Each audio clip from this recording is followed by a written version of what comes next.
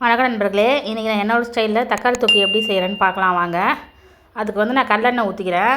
எந்த எண்ணெய் வேணாலும் ஊற்றிக்கலாம். கடலெண்ணெய் நிறைய ஊற்றிக்கோங்க எண்ணெய். ஏன்னா தக்காளி தொக்குக்கு நல்லா எண்ணெய் பிரிஞ்சு வரணும், அப்போ தான் நல்லாயிருக்கும்.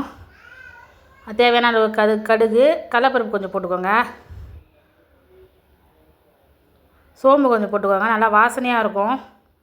சோம்பு போட்டால் நல்லா பொரிஞ்சதுக்கப்புறமா பொடியாக நறுக்கி வச்சுருக்க வெங்காயம் வந்து நான் 4 வெங்காயம் போட்டிருக்கேன். நல்லா வதக்கி விட்டுக்கோங்க. இந்த அளவுக்கு வதங்கினதுக்கப்புறமா கருவேப்பிலை கொஞ்சம் போட்டுக்கிறேன். நான் எண்ணெயிலே கருவேப்பிலை போட்டுனா கலர் மாறிடும், அதனால் கருவேப்பிலை வந்து நான் லாஸ்ட்டாக தான் கொஞ்சம் போடுவேன்.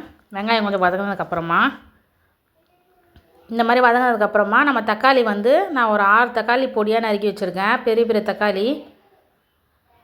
அதை போட்டு நல்லா கலரி விட்டுருவோம். அது கொஞ்சம் மசியறதுக்கு நம்ம உப்பு சேர்த்துக்கலாம். இஞ்சி பூண்டும் இடித்து வச்சுருக்கேன், அது சேர்த்துக்கலாம். உப்பு கொஞ்சம் போட்டுக்கிறேன், கல் உப்பு தான் போட்டிருக்கேன். அது அந்த தக்காளியில் வர தண்ணியிலையே வந்து அது கரைஞ்சிரும். நல்லா வதக்கி விட்டுட்டு இஞ்சி பூண்டு இடித்து வச்சுருக்கேன், அதை சேர்த்துக்கலாம். இந்த மாதிரி போட்டாலே என் பசங்க எடுத்து வைக்காதுங்க, அப்படியே சாப்பாடோடு சாப்பிட்ருவோங்க.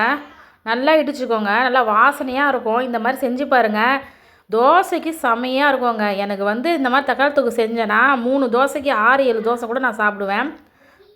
இப்போ வந்து நம்ம குழம்பு மிளகாத்தூள் போட்டுக்கலாம். நல்லா வதங்கிச்சு, தக்காளி மசிகிற அளவுக்கு வதங்கிருச்சு. இப்போ மிளகாத்தூள் போட்டு நல்லா கலரி விட்டுடலாம். அப்படியே ஸ்லோவில் வச்சே நீங்கள் வந்து கலரி விட்டுக்கிட்டே இருக்கணும். இந்த பாருங்கள் எந்த அளவுக்கு கலரி இருக்கேன் பாருங்கள். அப்படியே கடாயில் ஒட்டவே ஒட்டாது, அந்த அளவுக்கு வந்து உங்களுக்கு எண்ணெய் பிரிஞ்சு வரும். அவ்வளோதாங்க. இதை அப்படியே நல்லா கலரி விட்டுட்டு நீங்கள் வந்து தோசைக்கு சாப்பாடு போட்டு கலரி சாப்பிட்றதுக்கு, இட்லிக்கு, சப்பாத்திக்கு எல்லாத்துக்குமே சூப்பராக இருக்கும். இந்த மாதிரி ட்ரை பண்ணி பாருங்கள். ட்ரை பண்ணி பார்த்துட்டு எப்படி இருக்குன்னு கமெண்ட் பண்ணுங்கள், லைக் பண்ணுங்கள், ஷேர் பண்ணுங்கள். என்னோடய ஸ்டைல் தக்காளி தொக்கு. தேங்க்யூ.